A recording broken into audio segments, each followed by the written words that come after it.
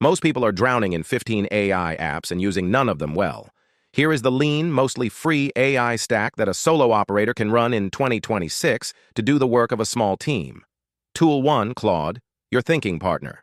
Drafting, reasoning, coding, hard analysis. This is the brain of the stack. There is a capable free tier, and the paid plan is worth it if you write or build for a living. Tool 2, Perplexity, your research engine. It searches the live web and gives you answers with sources you can actually check. Stop trusting a model's memory. Start trusting cited results. Strong, free tier. Tool 3, Julius AI, your data analyst. Upload a messy spreadsheet, ask a question in plain English, and it runs the analysis and draws the chart. No formulas, no code. This one quietly replaces hours of work. Tool 4, Notion AI, your second brain.